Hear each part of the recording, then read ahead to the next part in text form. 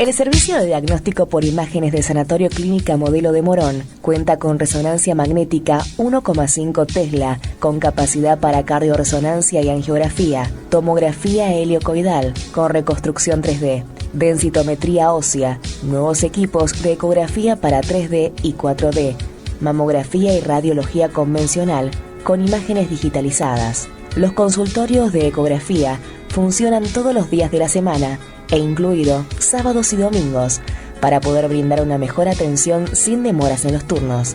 Visítenos en www.cmm.com.ar, también en Facebook e Instagram. Sanatorio Clínica Modelo de Morón, República Oriental del Uruguay 234, en pleno centro de Morón. La excelencia en la salud al alcance de todos. Bueno, muchísimas gracias. Arrancamos este programa. Estoy en comunicación con la doctora Alicia Míguez, quien es médica especialista en clínica médica, con especialidad también en psiquiatría y psicología médica, ontológica, transpersonal y cognitivo-conductual, es life coach, mindfulness, bioneuroemoción, constelaciones familiares, de eso no hablamos nunca, enneagrama y sexóloga clínica. Buen día, doctora, ¿cómo le va? Buen día, Jorge, ¿cómo estás? Tanto tiempo. Un gusto escucharla, un gusto escucharla. Muchas gracias por atenderme. Bueno, doctora, muchas gracias por estar con nosotros en nuestro programa, y estaba pensando en el tema que me había propuesto con respecto a los ataques de pánico. Estaba un poco revisando nuestros últimos audios y creo que lo habíamos tocado ya hace bastante tiempo, y yo, permítame esta pequeña introducción. Hacía varios años que cuando empezó a salir este tema en los medios, uno no le daba la importancia que tenía. Decir, bueno, ¿qué es un ataque de pánico? Déjate embromar. Hasta que te pasa, ¿no? A mí me ha pasado 2 veces y realmente es una sensación sofocante. Y la verdad que es para charlarlo mucho y para educar a la gente para que pueda detectar cuál es la sintomatología, cómo arranca, cómo termina, si es que termina, en cuánto tiempo.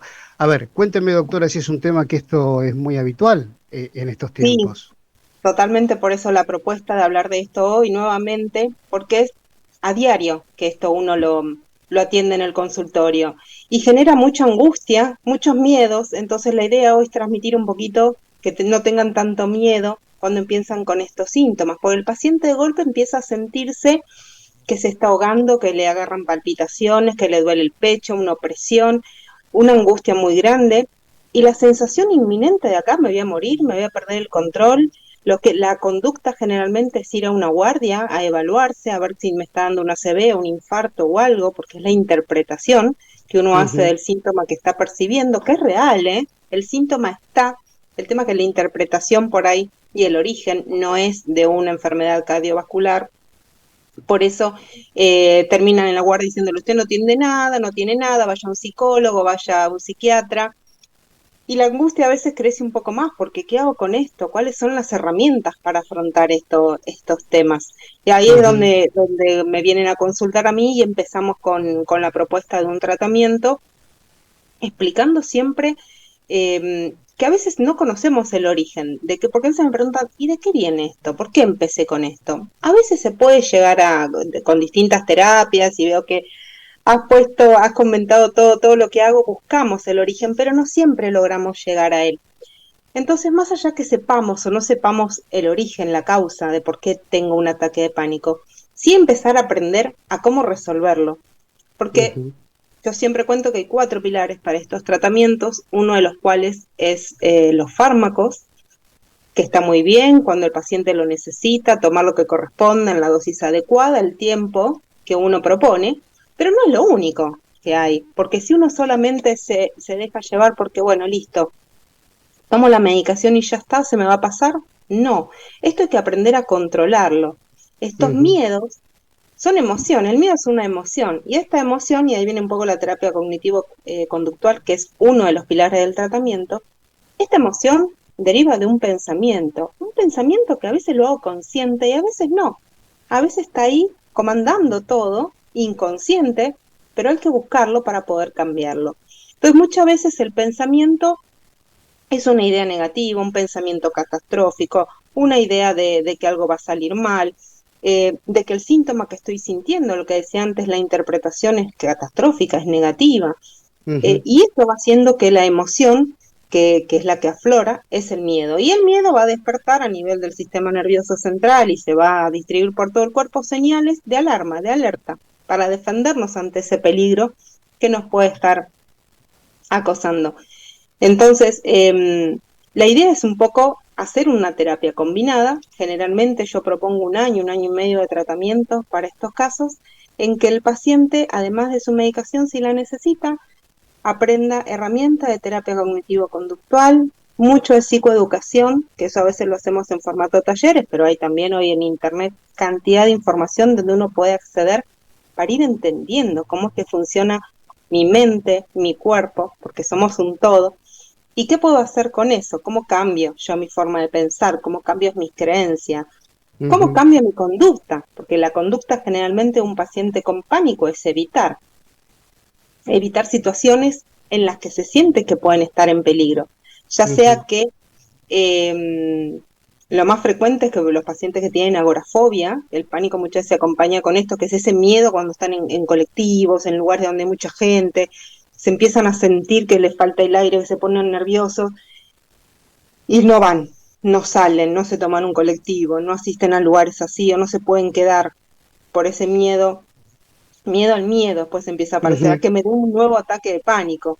Entonces, ese miedo es el que los hace también estas conductas evitativas. Entonces, mediante estas terapias lo que vamos a enseñando y ellos van tomando, entrenándose en ir controlando los síntomas que van sintiendo. No es que va a desaparecer. Claro, uno cuando dice, a ver, busquemos las causas de esto y el estrés como que aparece en primer lugar, ¿no? Cuando uno se refugia en un problema que siempre vamos a pensar que va a salir mal, dentro de los trastornos de la ansiedad, esto sí, lo que pensamos siempre va a salir mal. No hay posibilidad de que salga bien y relajarse en nuestra cabeza, ¿no? Todo va a salir mal, no va a salir mal, y quizás no sale mal. Entonces uno se adelanta a situaciones que desconoce, como vivir en el futuro, y esto de que recuerdo su frase siempre, de vivir en el aquí y ahora, que es lo más difícil de poder conseguir, ¿no? Es lo más complicado de poder disfrutar, aunque sea esta charla, y no estar pensando que después yo corto y tengo que hacer otra nota y después me tengo que ir a trabajar. Es lo más complejo de todo, ¿no? Sí, y totalmente eso que estás comentando es el cuarto pilar de estos tratamientos. Perdón, pero íbamos por el primero, no me quise adelantar, ni lo sabía, así que pido disculpas. Vamos en orden, ¿no? ¿No? Bueno, son cuatro, pero todos son como la pata de una mesa, tienen que estar los cuatro. ¿Sí? Perfecto.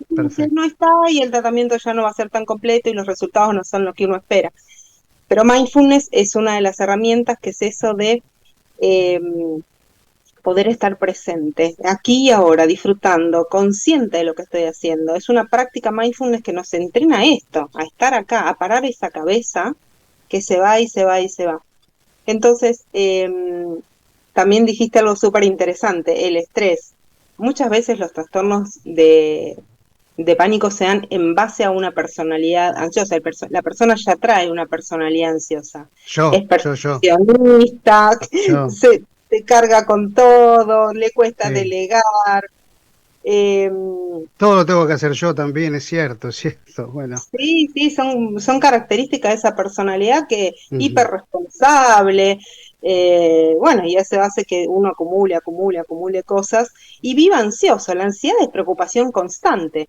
Es tener la mente, como decías, en el futuro, un paso más allá. ¿Y qué va a pasar? Y siempre le doy ese tinte negativo.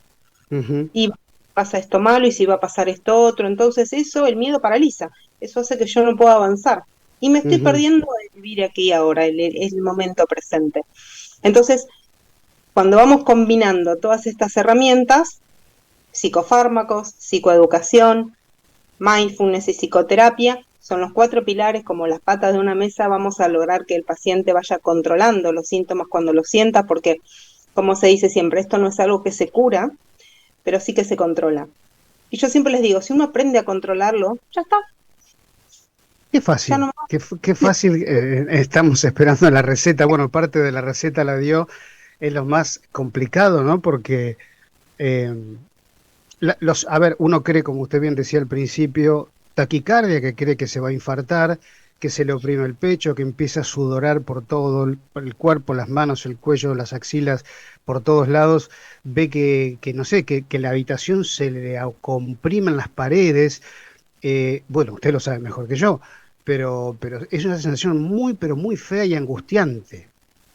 Claro, porque lo que pasa a nivel biológico es que el miedo, que lo puede desencadenar, algo, un ruido, un pensamiento, algo que realmente esté pasando, o a veces no sabemos, la mayoría de las veces no se sabe qué, pero dispara una alarma, una señal Ujú. de alarma en el cerebro que es el miedo, y ese miedo activa la amígdala cerebral, que a su vez va a producir señales químicas a través de neurotransmisores y hormonas y eléctricas a través del sistema nervioso autónomo para preparar a nuestro cuerpo a luchar o huir, que es lo que Sí, hacíamos cuando estábamos en la selva y teníamos ese peligro allá millones de años atrás. Entonces, nuestro cuerpo está preparado para eso. Cuando pasa eso, lo que hace nuestro corazón, nuestro organismo es redistribuir la sangre hacia los órganos que más se necesitan. El corazón, por eso la taquicardia, por eso las palpitaciones.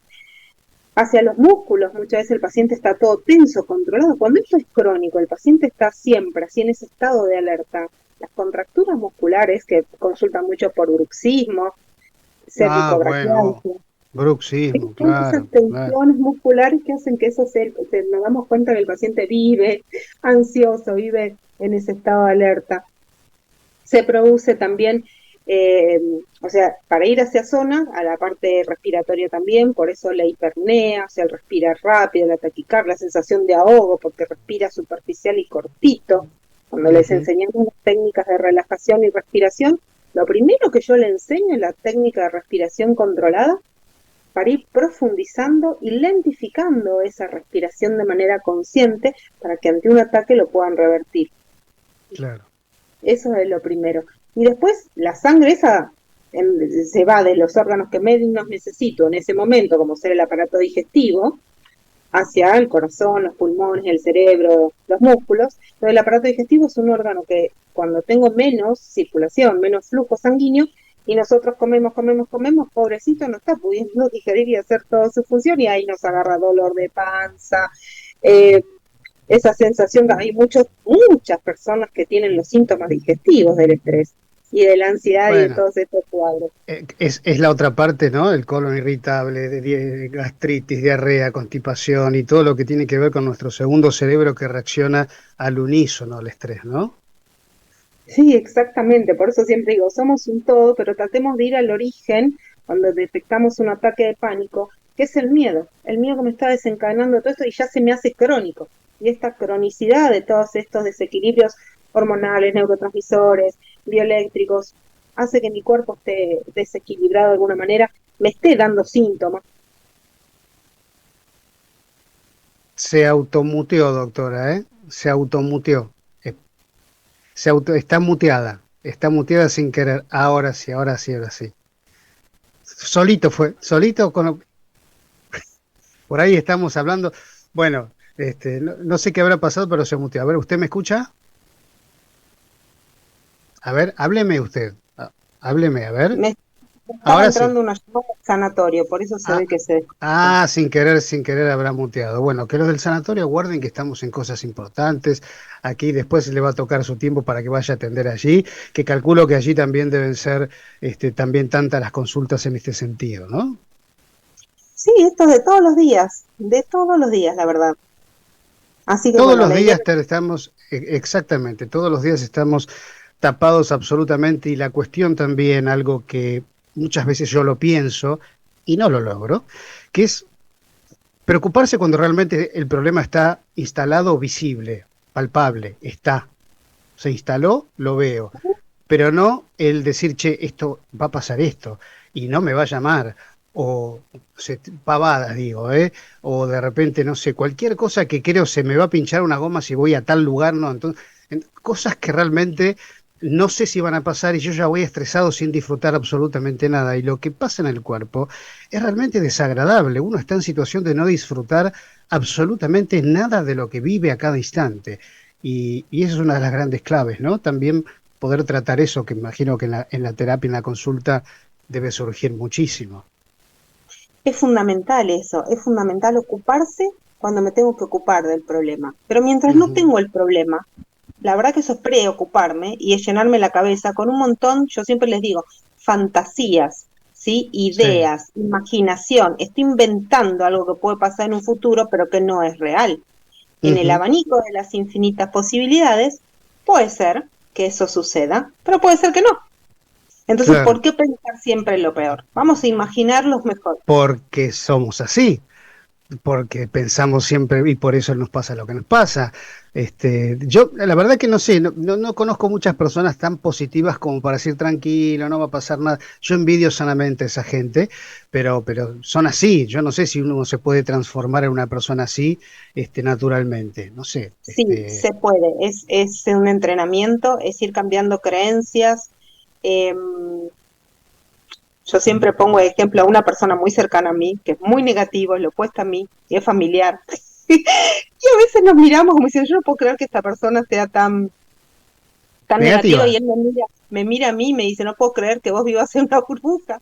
Entonces, pero bueno, eso se Claro, entrena. Ayer hablé con un paciente, también hablábamos claro. de él, él me comentaba, ¿no? Que la vida es como un Fernet, me dice, 70-30, 70, Ajá. 70 cosas malas, y yo automáticamente, cuando él me iba diciendo eso, yo lo pensé al revés, 70% cosas buenas y el 30 ponele, que sean problemas, o yo le llamo desafíos, que tenemos Ujú. que ir eh, afrontando en la vida, porque de eso se trata estar acá, ¿no? De ir afrontando las situaciones que en la vida nos pone, nos toca. Es que si realmente hacemos un ejercicio simple de poner una hoja, ponemos una columna del debe y haber, como cuando íbamos al colegio, y si ponemos en el haber, probablemente ese haber tenga muchas más escrituras, frases que las del debe, que las del debe por ahí son muchas más materiales u otro tipo de cuestiones, y en el haber tenemos mucho más de lo que podemos llegar a ver, ¿no?